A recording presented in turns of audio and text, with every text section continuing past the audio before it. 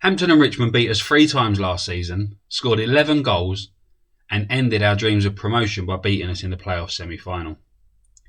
Today, we get the chance for revenge. Hello everyone and welcome to episode 11 of our Maidstone United save. In this episode, we get the chance to exact some revenge over Hampton and Richmond before taking on league leaders Braintree. Before we get going in this episode, this was supposed to be episode 12, but it's now episode 11 because I recorded episode 11, which included games against Oxford City and Dartford. But unfortunately, I had an audio issue and this happened. A few little bumps in the road. Hello and welcome to episode 11. We've not had it all our own way. Save. But we are still unbeaten. Today we face a couple of tough games against teams in the top 6. We play in Oxford City away. We beat them 3-2. And then in the next game, face. So as you can see, I could not upload that video. It was just awful. That the audio issues where I was talking over myself lasted the entire video. So what I'm going to have to do now, because we had to skip that episode, is I'm going to have to run you through exactly what's happened in the season so far. If you remember, we beat Truro opening day of the season, victory over Hampton and Waterlooville, and then back-to-back draws, actually, 3 draws in a row. Met Police, 2-0 up, threw it away, despite the fact that we were well in charge of the game.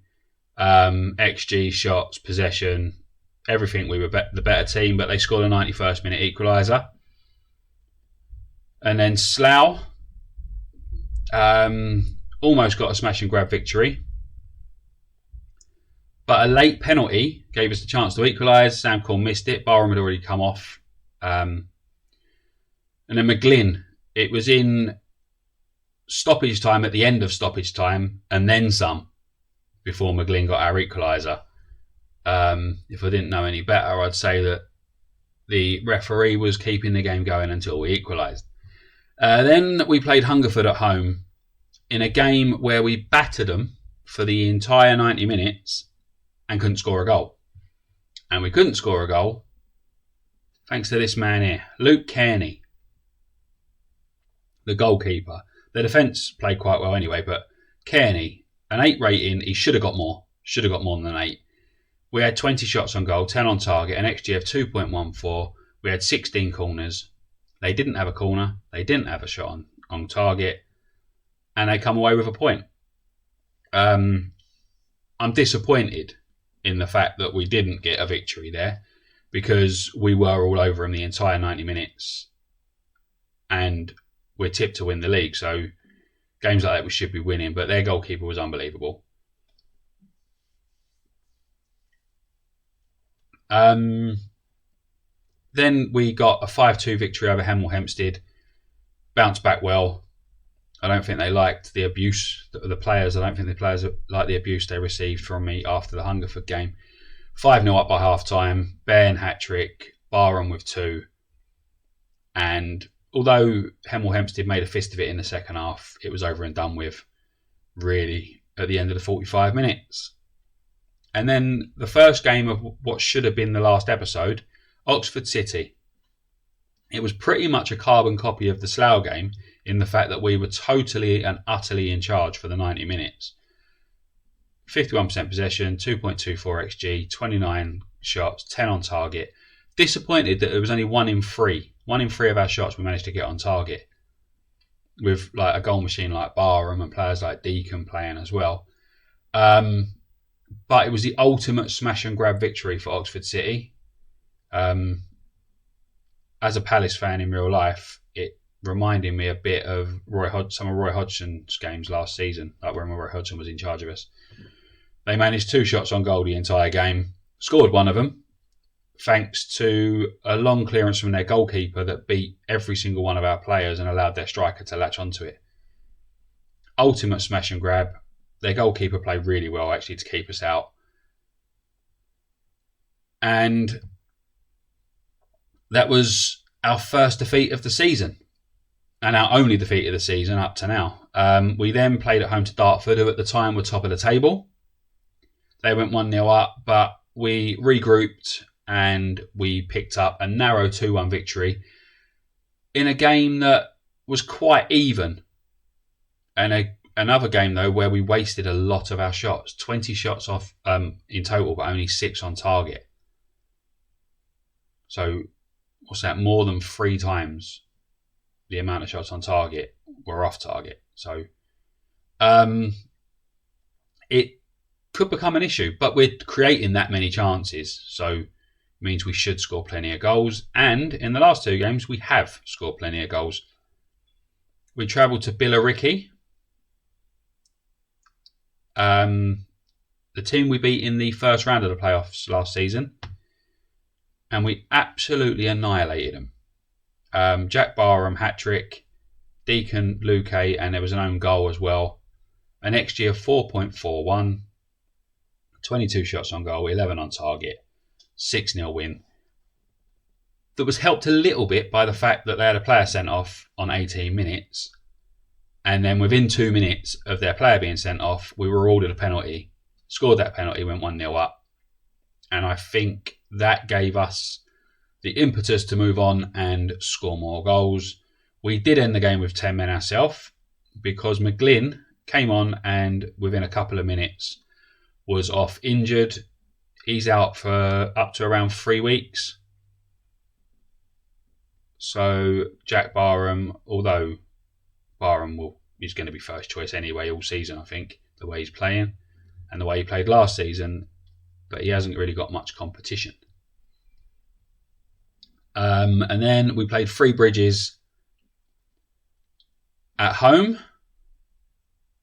in the FA Cup second qualifying round, and they gave it a good fist. They gave a good fist of it. Like they put up a fight, to say the least. But their goalkeeper was awful. We've had a couple of really good goalkeeper performances against us this season, but their goalkeeper was absolutely awful. And that is why we ended up 5-0 winners. Barham with a second hat-trick in as many games. Deacon scored 2. And we are through to the next round of the FA Cup qualifying, where we will play Cray. As for this episode, I was planning on doing 2 games, Hampton and Richmond and Braintree. We've got to do the Hampton and Richmond because they beat us 3 times last season and ended our playoff dreams. But I also want to do the Dulwich Hamlet game. So what I'm going to do, because of the issues that we had with audio and stuff in what was going to be the previous episode 11, and I've showed you that and discussed through it, and we've had to talk a little bit more about what happened in the season than I was planning to in this episode. So I'm just going to do the one game. I'm going to do the Hampton and Richmond game, and then the next episode will be Braintree and Dulwich Hamlet. Because if we look at the table, Braintree are currently top of the table, and Dulwich Hamlet are only a point behind us. So they're games that are quite important in like the grand scheme of our bid for promotion. We have also got Chelmsford coming up pretty soon as well, and they're up there. But I'm not going to show you every single game we play against everyone who may have a chance of getting promotion. If you look in November, we've got Weymouth, Dorking and Dover back-to-back games. There are teams that should really all be up there, but they're not. Weymouth are 19th, Dover are 15th, Dorking are 16th. So they were games when I looked at the schedule that I thought, oh yeah, I'll build an episode around, but they're not playing that well.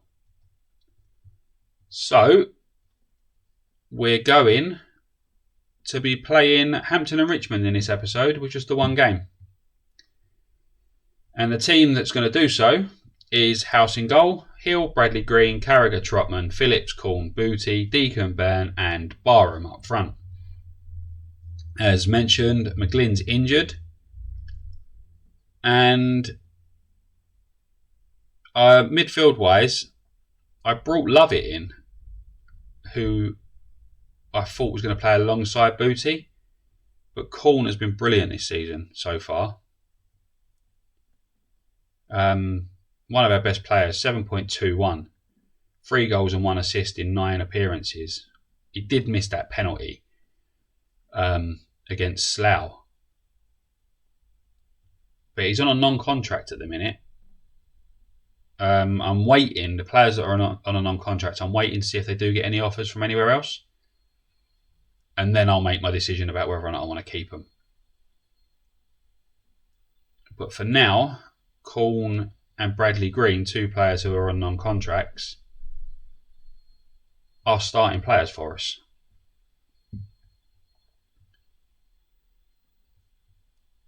I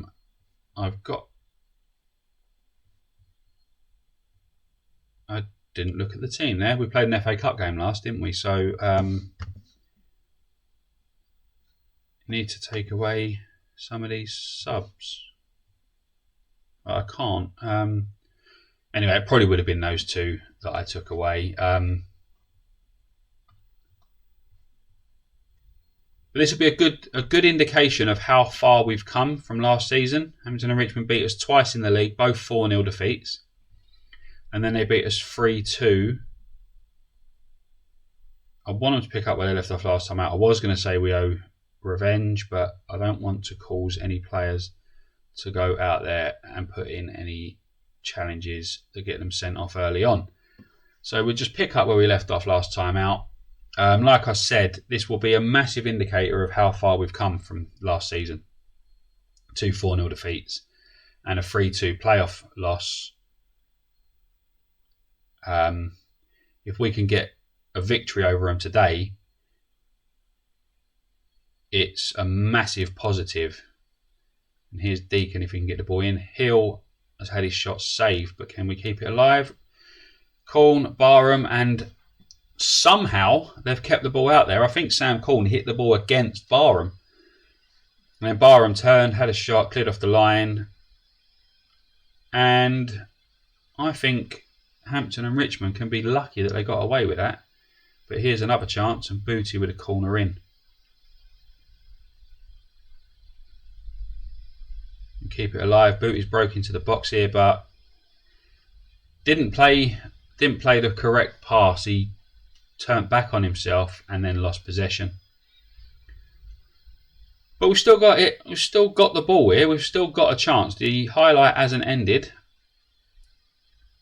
And some people seem to think that a long highlight always ends in a goal. If that's the case, then we should score in a second. Or they'll pick the ball up and go and here's Barham, and no. Barham has put the ball out of play. Again, the issue that I've already spoken about in this episode, we're having shots on goal and not getting enough on target.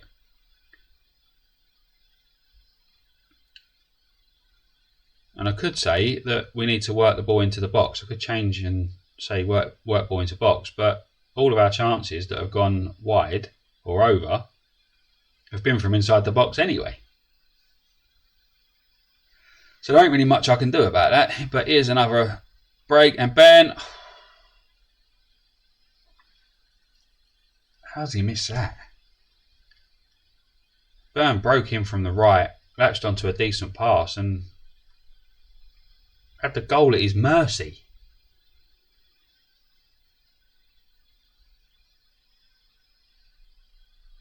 Here's Deacon again to Byrne, to Barham, Booty and Deacon. 1-on-1. It's surely got to be a goal. And it is. Rory Deacon ends what was a lovely little move. And finally we have a player who finds the target. It was Deacon that started it all off. Byrne a little pass to Barham, or a little header to Barham. Barham back to Booty. Booty, easy little pass. Keeper come rushing out. All Deacon had to do is dink it over the top of him. And as it stands, we are back to the top of the table, ladies and gents, because we're winning 1-0.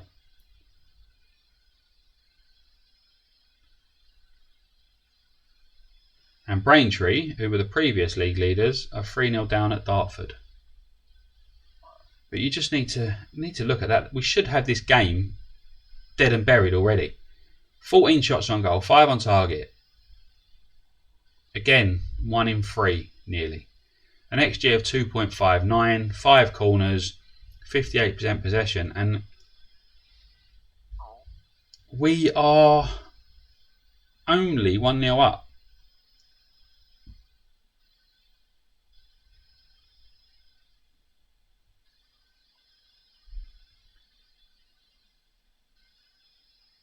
Things are going well, but I know you're capable of even better.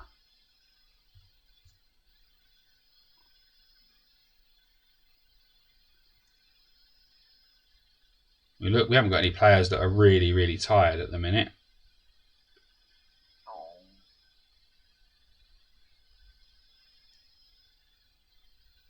But if Hampton and Richmond are even half the team they were last season, they've got a chance that they could get back into this game if we don't hurry up and add a second. And they're on the attack here. Well, I say they're on the attack. They've got the ball. It was an awful pass, but we didn't clear our lines properly there. But we've managed to get Deacon on the break. But he's against 3 players. Phillips, Booty is tackled, but ball goes straight to Barham. There's Deacon with a great finish. Rory Deacon. What? How is that offside? How? This happened to us so much last season.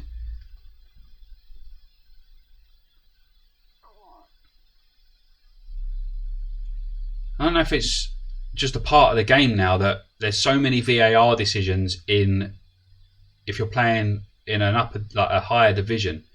So say like you're playing a Premier League, there's Barham and Barham's put it wide.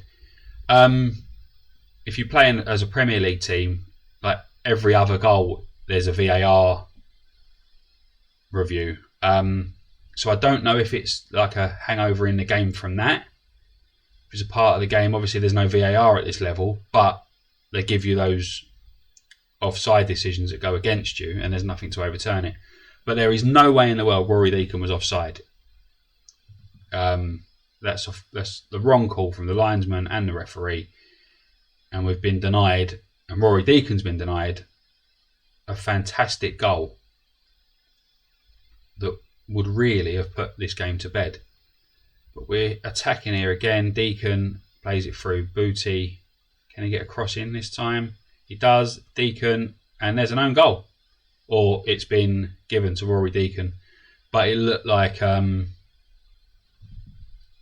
massive deflection, which could have been considered an own goal.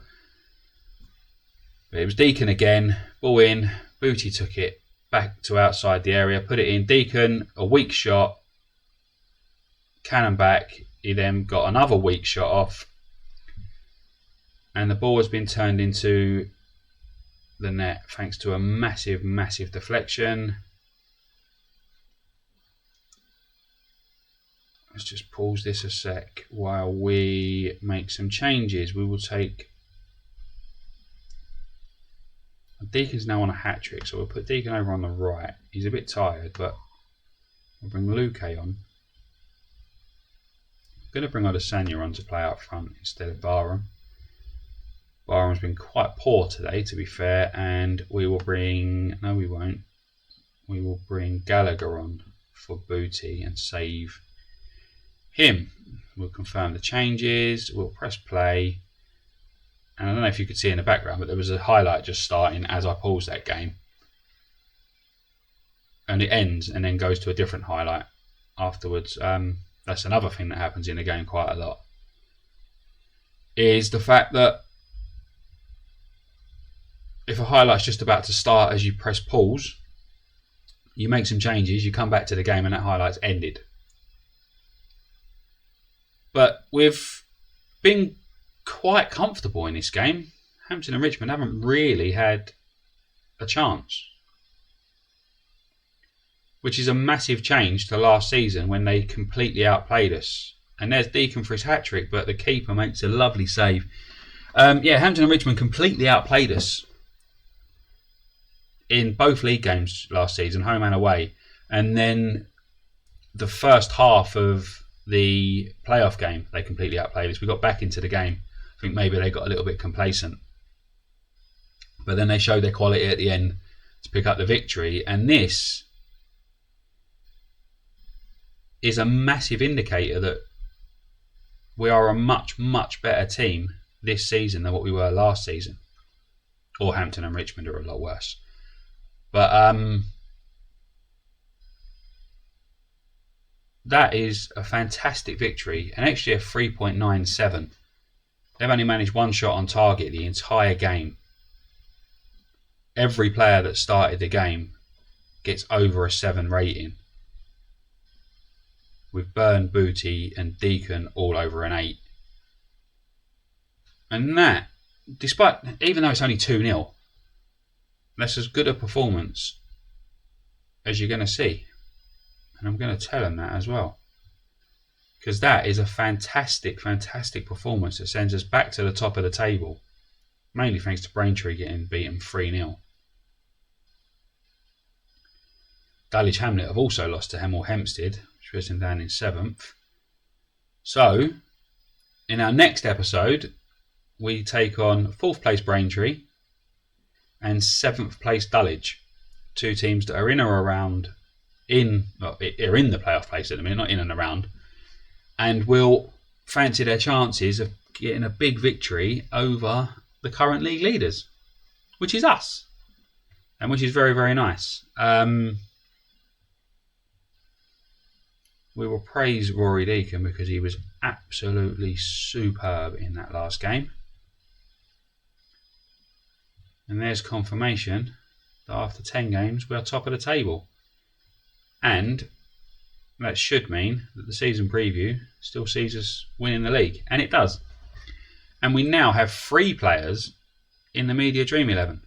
Carragher, Booty and Byrne.